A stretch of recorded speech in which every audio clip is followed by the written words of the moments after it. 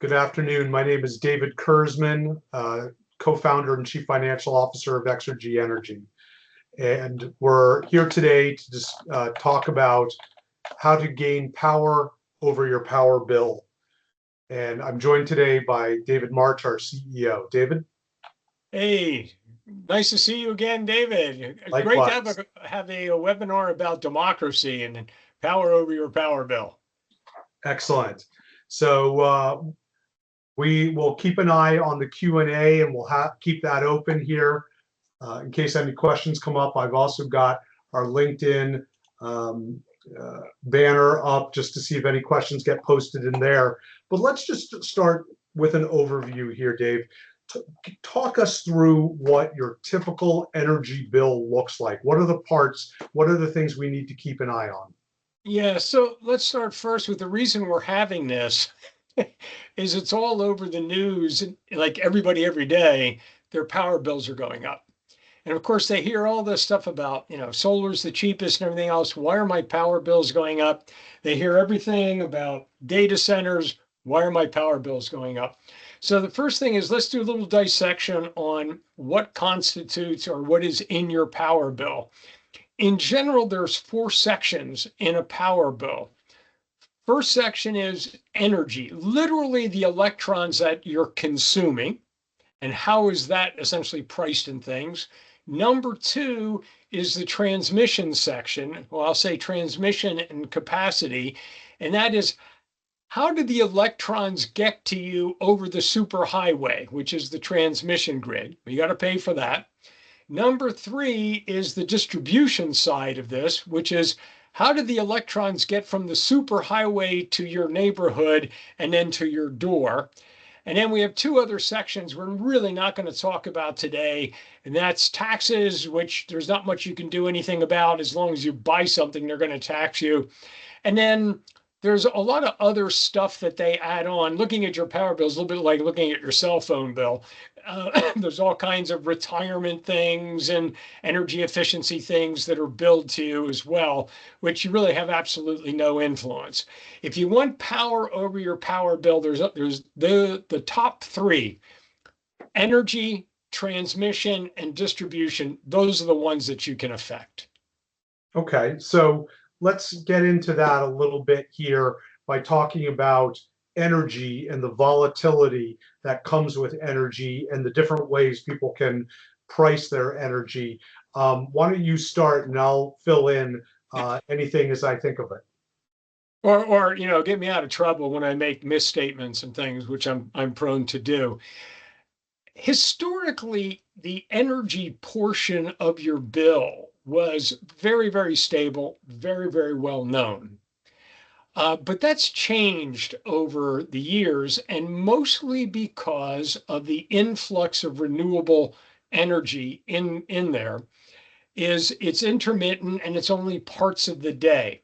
It can be extremely expensive, but we consume power 24 hours a day, not just when the sun shines and everything else. I'm not trying to be negative on solar or anything like that. It's just that energy needs to be supplied 24 hours a day. So if it's 2 o'clock in the morning and you get up out of bed and you flick the light switch, you expect it to go on. Well, what's happened is energy during the solar period, or maybe in the middle of the night when it's windy or something, the price of energy is really, really cheap. But when the sun isn't shining or the wind isn't blowing or that period between, the sun has gone down, nighttime is happening, we all go home, turn on our air conditioning and everything else, there's no solar there. So now we have to fire up something else, peaker plants or something, which is really, really expensive. So if you look at the price of energy over a day, it can vary dramatically. Now, also understand that we have to balance the grid every minute of the day. So price on the grid changes at least as frequently as every 5 minutes. And those prices are highly volatile. So in PJM, which is like, yeah, Dave, go ahead. Is that true both in deregulated markets as well as regulated markets, though? It's the volatility is mostly associated with deregulated markets. Got it. In regulated markets, a little bit more stable, just because of the nature that you're not, they sort of have their dispatch strategy, and it's not as influenced by, run cost or time of day or something like that. So deregulated markets are the most volatile. And then within the deregulated, we'll get to even higher volatility. So we'll take PJM, which is the mid-Atlantic states, Pennsylvania, New Jersey, Maryland, those places. Prices on an average day, can swing 5 to 6 fold, meaning it could be as low as 1.5 cents a kilowatt hour or something, to 12 cents a kilowatt hour, all within the same day. So that's a tenfold swing. So it's very, very volatile. You get into places like ERCOT, which is Texas, the volatility is even greater. Or Texas as a great example. During the sunny parts of the day, prices could literally be negative. And then when the sun goes down and everybody's turning on their air conditioner, they could go up to, in the case of ERCOT, 50 cents a kilowatt hour. So literally we could be talking about 50 to 60 to 70 fold changes within a day. Okay. Now, one thing, yeah, it's shocking. So you could go literally from negative 10 cents to 50 cents within the matter of just a couple of hours. So let's put a pin in that for a second, because I think this is really important. It sounds like we know that there's a problem, that there's volatility. Let's talk about solutions, because one of them would be consume less, just become more energy efficient, which is an option. You can fix things. You can put in stuff like LED bulbs and take out your incandescents. What else can you do? Well, in the sense of that swing, how painful it is for you is, of course, a function of how much you consume, right? But by doing things like energy efficiency and everything else, you're not reducing the volatility at all. Volatility is still there. You're just, you're just getting hammered less. What companies do, and this is true for companies and residential people as well, they don't like volatility. Now, Dave, you're a CFO. Yep. CFOs don't like cost volatility. You want to be able to know what your budget's going to be, what you're going to spend, this month, et cetera, et cetera. So you would prefer, and the vast, vast majority of companies and consumers out there buy a fixed rate tariff. Right. So rather than it going from negative 10 cents to 50 cents, they'll pay 10 or 15 cents around the clock. Or time of use, where it's more expensive during certain hours and less expensive during low demand hours. But your point is taken. It's a fixed rate tariff. Right. But energy, again, is generated in real time. So the real time market prices are still swinging around like that. Mm-hmm. So if you want a fixed rate tariff and the market prices are swinging around, somebody has to pay for that volatility. Mm-hmm. Mm-hmm. And let me tell you, utilities and generators don't pay for that volatility. They're going to pass that on to you. So if you look at a marketplace where, let's take PJM. We got a factor of 6 to 10 fold variability during the day. Let's say the average price is 3 cents a kilowatt hour. Okay. That's the average price. Could be negative. It could be 10, but the average price is 3 cents a kilowatt hour. But you don't want to take the risk of that volatility. So you want a fixed rate price contract. You'll pay for it. You'll get it for like 9 cents, 8 or 9 cents around the clock. So you're paying. Sorry, go ahead. So they are capturing that excess profit during some of the hours to protect them from those few hours when the prices spike and they have to go out and buy it at expensive rates. Is that what I'm hearing? Yeah, exactly. Okay. Essentially, we are paying more to have that surety that our bills aren't going to fly around. So we pay a premium over the average. So that leads us into how can we gain some power over our power bill to capture that benefit? one way I suggested was use less power, be more energy efficient. But you're saying let's talk about other ways. Well, again, using less power certainly saves you money. It doesn't change the volatility, it just makes the bite less. But in most cases, people don't choose to take on that volatility.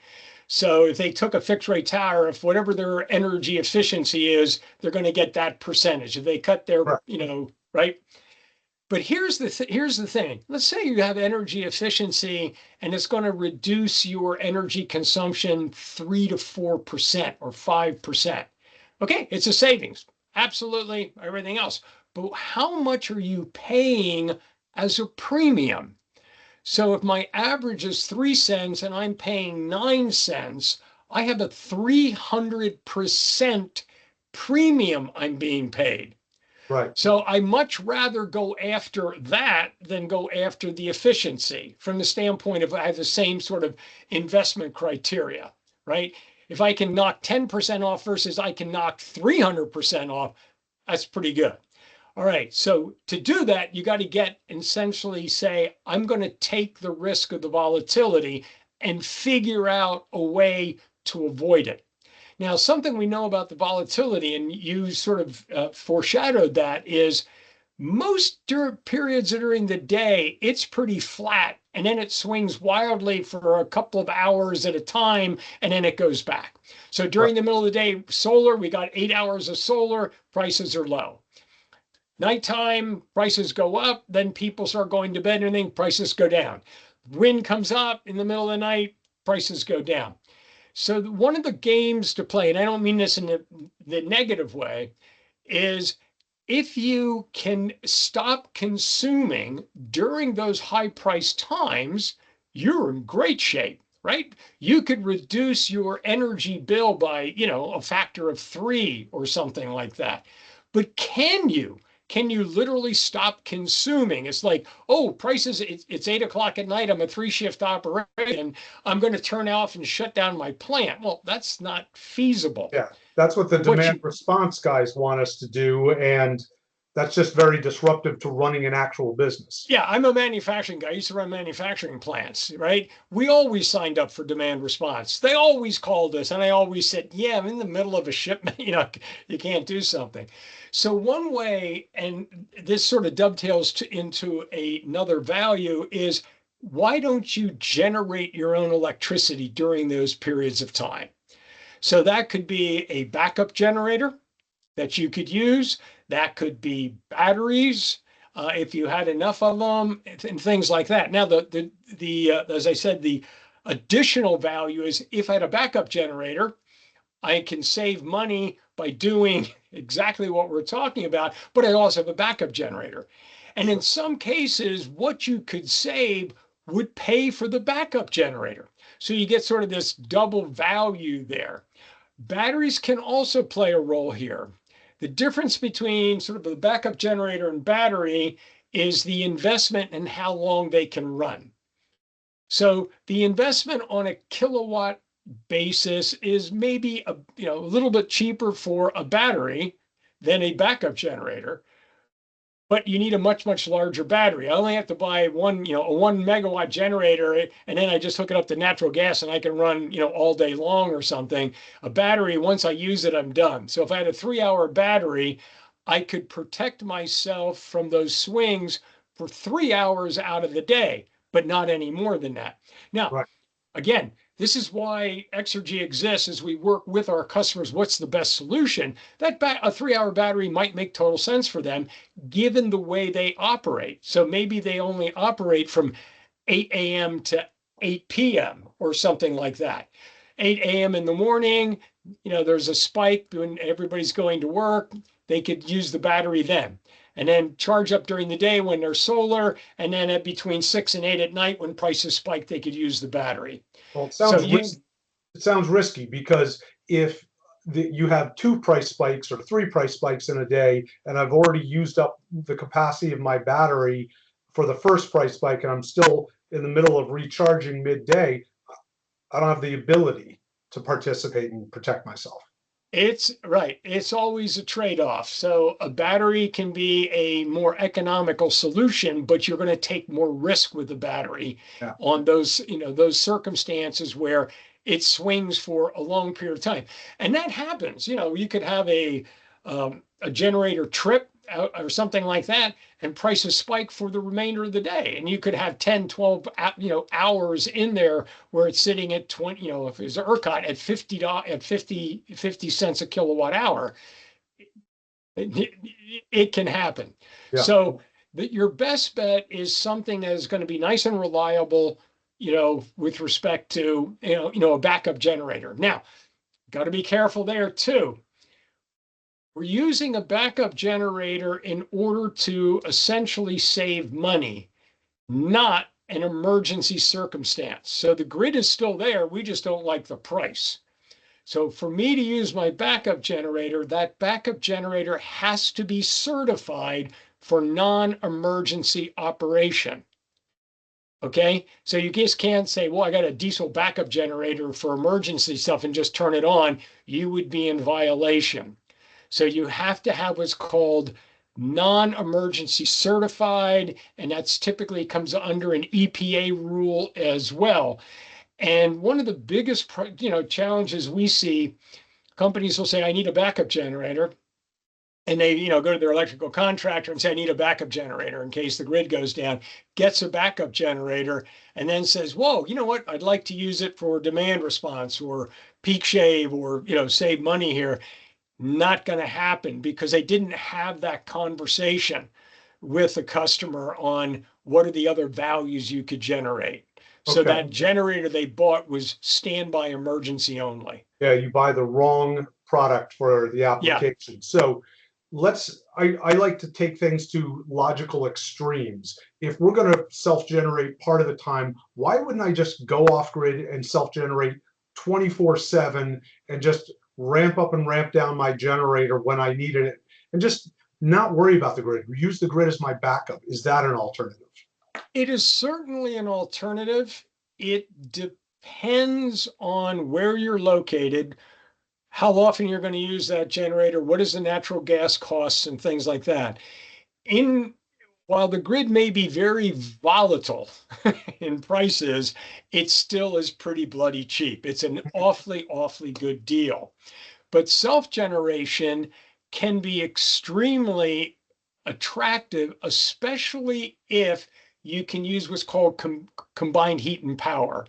You have a heat load, a steam load, or a chilling load that you can use the waste heat from that generator to, again, reduce either some other electrical consumption or some natural gas consumption. So the grid from the standpoint of efficiency is only about 43% overall efficient. A combined heat and power unit can be in the 80% range. Mhm. So you literally could go off grid with a combined heat and power and save a lot of money on that.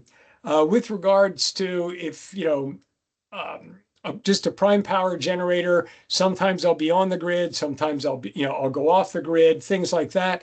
It really comes down to what's the capex on that? What are the prices of natural gas and the grid on there, and things like that. There's no set sure answer to that. Some cases it's going to make sense, some cases it won't.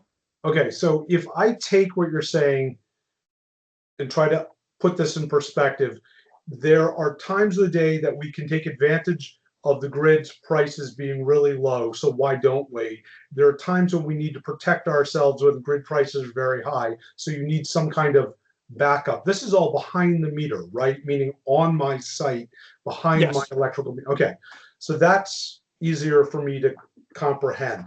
The other aspect of this is then you've got the secondary choice of do you want a battery or a generator? And then there's tertiary choices of, well, what kinds of batteries, what kinds of generators? And do you want to limit yourself to the amount of capacity of a battery, or do you want to be unlimited by the amount of fuel if you're on pipeline natural gas?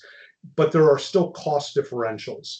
So let's take this now to the next logical question, which is, yeah, but I just installed solar, or I want to install solar. I want to change my facility by increasing my load. We're going to grow and double the size of production over the next 2 years.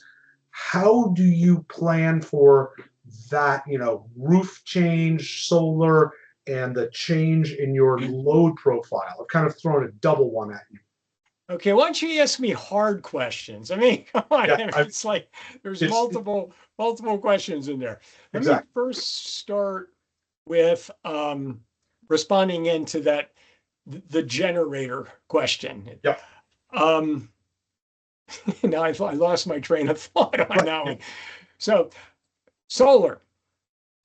So solar can help to reduce your energy expense to the extent that putting solar on your roof and all those kind of things, when it's all said and done, is less expensive than what you're buying from the grid. Mhm. Now, remember, the grid is going to, it has an energy cost, it's got the transmission costs, it's got the distribution costs. Your solar won't have any of those. Okay? So it doesn't have any of those costs. However, it depends a lot on how the utility structures your bill. So, for example, in Texas, it doesn't make sense to put solar on my commercial rooftop because I get the same price. The cost of solar and the cost of the grid are the same. And it's because their distribution and transmission charges are done a different way. So now I look at it and I go, if I'm paying 3 cents for my solar and 3 cents for the grid, why should I bother with the solar? Right? Because you're I not don't going to have a save cap. anything on the Right. other parts of your bill. Yeah, I don't have a CapEx piece on that. If I'm in California or I'm in Massachusetts, completely different story. Then it's going to make sense. However, solar is only going to be there when the sun shines and things like that. Now, we were talking about the three other, all of the costs. Your transmission costs are typically done when the grid is under its highest load. Well, that used to be between 2 and 3 o'clock in the afternoon on hot summer days. But with the influx of solar, the grid is not under as much strain in the middle of the day because there's so much local or distributed generation now. So if I take PJM as an example, we haven't had the grid stress, what's called the PLC, peak load coincident peak, hasn't happened before 5 p.m. for the last 3 years or so, which means that your demand charges, your transmission charges that come through are going to hardly be offset by the solar. Got it. Okay. And again, and then if you're in a space where you're not getting it to offset your distribution charges and things, the solar may be a good deal, the solar may not be a good deal. Again, it depends upon your local circumstances there. Right, right. And how the bill parts are calculated and the time of day and how much solar. And since this is a constantly moving target, in your opinion, what technology or installation gives you the most flexibility for what you probably will need today and may need tomorrow as that hockey puck moves down the ice and you need to skate towards it? If you want to maximize your savings,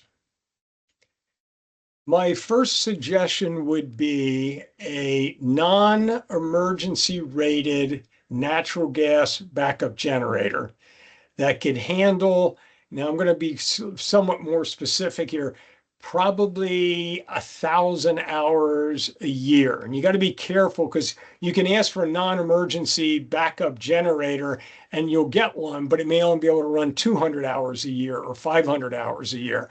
That's not because it's not a quality machine or something. It's because of the way it's been designed with respect to its emissions. It's not permitted to run more than that. Okay. So again, if I wanted to maximize my savings, I would do the following. I'd get a non-emergency rated backup, natural gas backup generator. That allows me to do 3 or 4 things. Number one, I can play this price arbitrage game. And that is, I'm going to go on index. If I go on index, I can cut my power bill dramatically. We've done this for customers with backup generators. We took them off of fixed rate tariffs, put them down, and they've saved like 60% of their bill. Okay. So we're playing the price arbitrage game. Prices are high on the grid, we turn the generator on. Prices are low on the grid, turn the generator off. And we work through and look at the dynamics of the market and how many hours that is, et cetera, et cetera. And it really only you need to run a few hundred hours. We like to say go as much as 1,000 if you can actually get it. But, you know, it's usually just a few hundred hours. If you think about it, 2 or 3 hours a day will get you, 3 hours a day will get you to 1,000 hours. That's a good way to sort of think about it, right? Now, on weekends and stuff, you don't see the big swings you do during the week and the work week and things like that. But that allows you to play the price game. The second thing that it allows you to do is it allows you to participate in things like demand response, of which there are two types. There's emergency demand response, and then there's economic. Emergency demand response, you are paid by the grid in order to support the grid by taking your load off when they call you. So you're on standby. You're essentially on standby, right? The grid says, I got a problem, guys. Would you please turn your generator on? And in general, if I think of it from like a PJM perspective, they'll pay you maybe $65,000 a year to be able to call you per megawatt. Per megawatt. Sorry. So, yeah, per megawatt. To be able to call you maybe, 12, 20 hours a year or something like that. And you get paid that regardless of whether they call you or not. Free money. Got it. Free money. The second one is economic demand response. And this is you essentially bid in to the grid and say, hey, I'm willing to take my load off if you pay me X. Okay. And the grids in its what's called merit order optimization is trying to get the lowest cost for consumers. So they calculate your bid in that and they'll go, okay, you know what? Yeah, we'll pay you to go away. And then you do that. And now you've got the cost of the natural gas to run, but you're getting paid from the grid in order to go away. Then there's other programs, things like synchronization reserve. The grid needs help in maintaining its voltage or maintaining its frequency and wants to call on your generator. Again, they'll pay you for that. Now, in that case, it is paid by dispatch. So they call you, they pay for you to turn your generator on and things like that. And this is all done automatically. You don't, it doesn't influence your operations at all. If you use what's called closed transition switches, meaning that the generator attaches to the grid, runs synchronously to the grid for 100 milliseconds, and then the grid falls away. You don't even get a flicker on your light. So it's a way of making money, with that. So you get price arbitrage, you get demand response, you get economic demand response, you get sync reserve. Now, the big benefit here comes through what's called transmission and capacity charge elimination. So when we talked about the bill and we said the bill's got these 3 sections, the section called transmission, this is the big wires, the substation, the big towers, somebody's got to pay for all that infrastructure. And of course, who is that? That's the consumers of power. Well, how do you allocate that? So what they do is they allocate the cost of all of this infrastructure. That's the capital cost, the maintenance, support, all of that. They allocate it to you based upon how much load you had on the grid when the grid was under its highest load conditions. Mm-hmm. So let's say it was, and I'm just making numbers up. Let's say the grid had 100 megawatts of load. You had 1 megawatt of load on the grid at that time. you're going to pay 1% of all of that infrastructure cost. All right. Now, there's a couple of things related to that that's interesting. That infrastructure is there to support the grid under the worst load conditions. So it's under those several hours a year that it has to handle super hot, humid days in the middle of summer or something like that. On average, the grid only runs at less than half of its capacity and capability. But so there's a lot of overbuild there. You're going to pay for that. Right. All right. How expensive is that? It is hugely expensive. And this is a huge reason why everybody's so upset about their bills right now. It's not that energy prices have gone up that much. A lot of it is this transmission and capacity expense. So again, going back to PJM, the cost of that peak demand went up a factor of, if you're all sitting down, 8 times over the last 24 months, went up another 23% in this last auction. It's forecasted to go up another 30% probably next year. Wow. It is now $330,000 per megawatt year. Meaning when I gave that example, you had 1 megawatt and the grid was 100 and you were paying 1%. That 1 megawatt of load costs you now $300,000 a year. There's nothing you can do about it. Okay. It's literally. That's just to be connected to the grid and have that capability during those 4 or 5 hours a year to draw that much power. Correct. Wow. $300,000 a year. So, and it's done sort of retroactively. So what you're paying for this year was based upon how much load you had during five highest load hours of last year.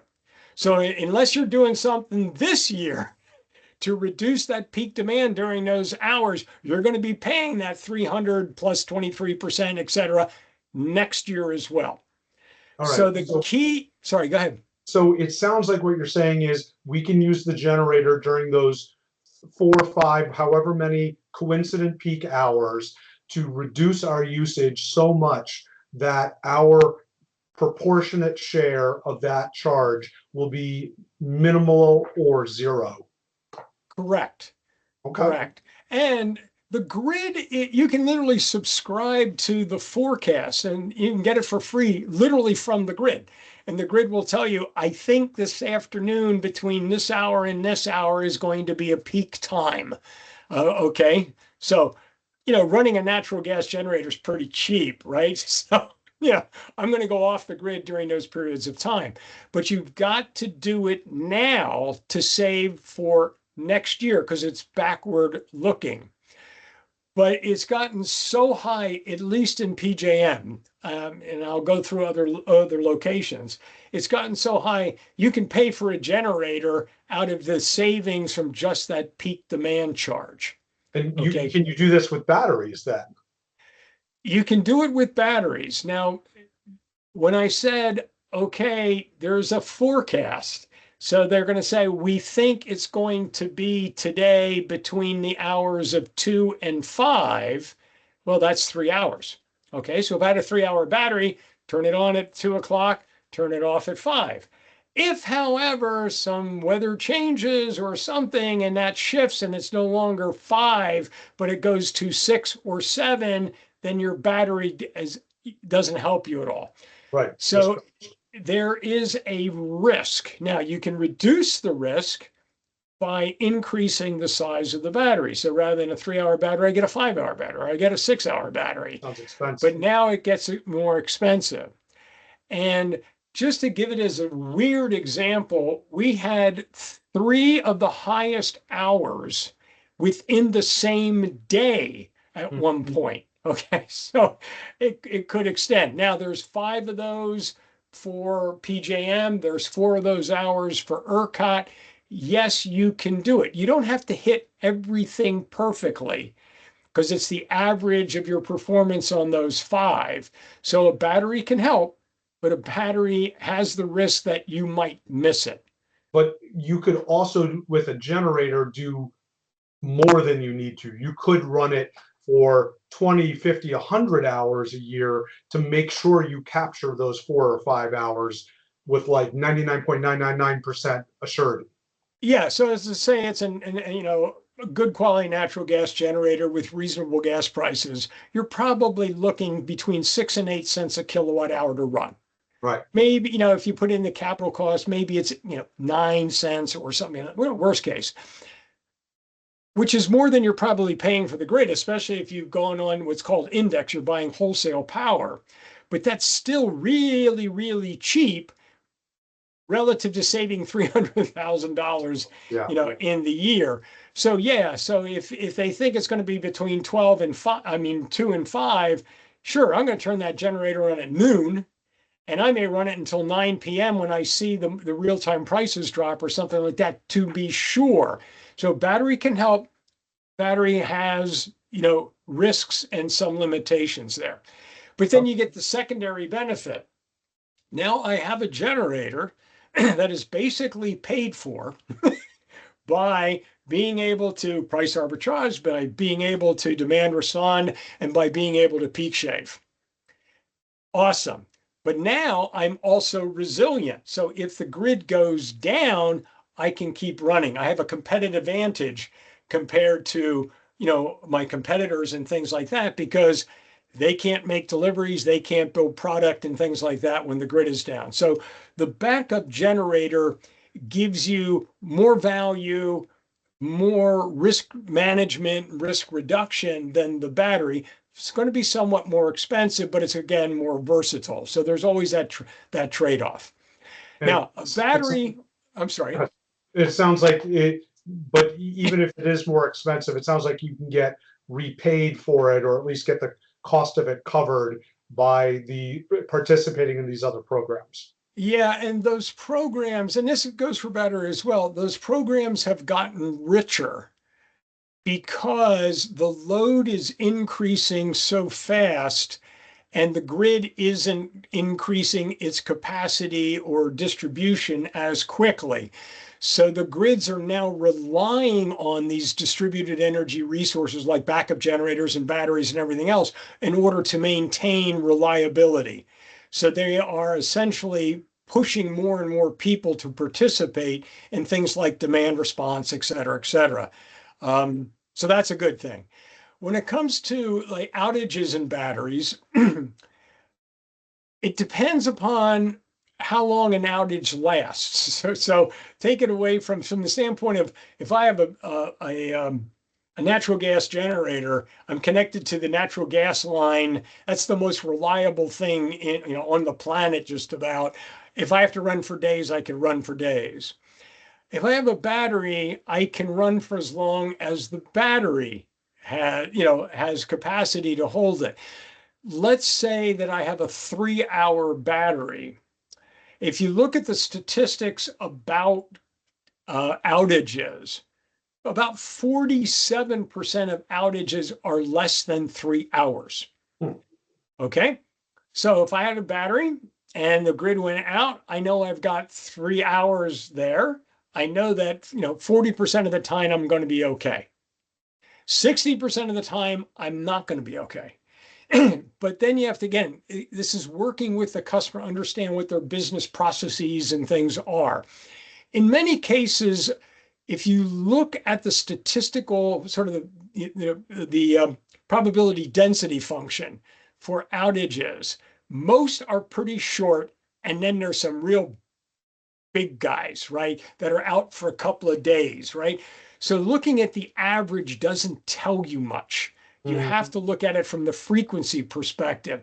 So if you're going to have a big outage, it's typically related to something like hurricane, flood, blizzards, or something where you'd say, hey, if you had a natural gas backup generator, you could keep running. People will go, yeah, but my people can't get to the plant. So there's a trade-off there. Does it make sense to do a battery? Because if it's going to be more than 3 hours, we'd say send everybody home or not. Now, that being said, you're going to have operations that have to run 24/7, for a long period of time. So you may say, I'll do a battery so the plant can run for that 3 hours. After that, I'm going to send everybody home, but I have to keep the freezers running. I have to keep this running. I have to keep, the ventilators or something running. But then you have a much smaller backup generator just to handle those. So again, I'll call it an optimal fit for each customer of what it should be: backup generator, backup size, battery size, things like that. All right. So in the last couple of minutes, and if anyone wants to ask any questions, please put them in the Q&A. But in the last couple of minutes, let's summarize everything that we've heard here, because it sounds like we've got different solutions to gain some power over our bill. One of them is reduce the amount of power you're going to use. In other words, become more efficient. Another one would be choose a backup solution or a power generation solution, whether that's solar, battery, or what have you. What else have I missed? Well, again, we're looking at the whole bill here. So we said, okay, we have the generation, which is actual electrons, right? How do we minimize those costs? Well, one is looking at moving from a fixed rate tariff to a wholesale and then protecting yourself from the swing. So we have generators to do that. We have batteries to do that. We also have solar to generate some energy at potentially a cheaper rate. So that's the major ones there. On the transmission and capacity side, that's typically billed to you by your peak demand on the grid. And that was the 300,000. So we got to figure out a way as how do I knock that peak demand charge down? 3 ways. I could do that with just reducing my load. If I can do that. Now, I'm a manufacturer. I get the notice, hey, it could be a peak demand day sometime between 2 and 5 today. Can we shut the plant down and avoid that? Maybe, maybe not. But they're never going to hit. There's 5 of those hours. They're never going to hit it perfectly. So it's like, how many days can I shut the plant down for a couple of hours in order to, to reduce that? Now, maybe you can reduce some of your demand during that period of time, turn off certain pumps or something like that. But it's really, really tough to manage your peak demand by just load only. And then that moves you to, again, a generator, a backup generator, a full-time generator, or batteries again to hit those pieces. Last piece we didn't talk about is those distribution charges. And again, when I look at a bill, there's the 3 cost functions. The 2 that are driving most of the increase in people's bills are those transmission and capacity charges and the distribution. This is taking it from the distribution to, right to your meter, those wires, everything else. That is going up substantially as well. And that's a function of, again, we got aging infrastructure, but also we have the electrification of businesses and residents. So what used to be the natural gas boiler is becoming a heat pump. I had a gasoline car, it's now becoming an EV. The distribution grid was not designed for the level of electrification that we're now seeing. So it's straining. And again, it's old and needs to be changed and things. You get charged for that. Those charges get super complicated and vary dramatically between different states and counties and things like that. Some of it's done by your peak demand. In those cases, when it's done by peak demand, it's typically the highest 15 minutes of any hour, any day during the month you consumed it. Got it. Right? So it's not like the transmission one where it's for everybody for this particular hour, it's specific to you. That is really hard to manage. What companies do is they'll put load shed logic in their systems, and they'll stop certain non-important stuff and always keep their load below something. Tough to do, not particularly expensive, but can be a bit disruptive. The others are billed to you as you consume energy, so by kilowatt hours. If you're self-generating, either solar or the battery or a generator, you can avoid those kilowatt charges as well. So in summary, you have some power over your power bill. It requires a knowledgeable person or organization to help you step through and understand your specific circumstance and what works best for you. Might be a backup generator, might be taking you off the grid completely. It might be solar with a battery, it might be solar alone. We figure that out for you, but it is possible. And especially in areas like PJM and ERCOT to an extent as well, it is possible to cut your bill by as much as half than what you're seeing today. In some cases, it'll be delayed a year or so, because in the case of that 300,000 peak demand charge, it's a year in arrears. So whatever you did this year is going to affect you next year. So if you want to, save next year, you better act now. The other piece is, as I said, these are complicated. You have to know how to do things like demand response, peak shaving, and all that. Most companies don't. They don't know how to do it. It's not core to their business. So it's best to, partner up with somebody like Exergy that can do it. And lastly, these things, while they're going to save you money, ain't cheap. They are CapEx expenses and things, and they're not core to your business. So a lot of companies just go, I'd really like to save money on this. I really don't know how to manage this. But one thing I really do know is I don't want to put up the capital, because I have better uses of my capital. I want to bring out new products. I want to grow my top line and things like that. So we provide these solutions to you as a service. So there's no upfront CapEx, it's zero. And then essentially we save you a ton of money. We take a piece of it for providing that. So you're better off. You become more resilient. You save money. You're less beholden to the grid and the volatility. And it doesn't cost you anything. So that was a quick roundup, Dave. Thank you. Well, I wanted to thank everyone for their time. And if you have any follow-up questions or want to learn more, please do reach out to us at exergyenergy.com is our website. That's EXERGYENERGY.com, or you can reach out to us at our emails, March, like the month in the middle of February and April, March at exergyenergy.com, or Kurzman at exergyenergy.com. And that's Kurzman with a Z. Okay. Yes. All right. Thanks, everybody. Thank you. Take care. Bye.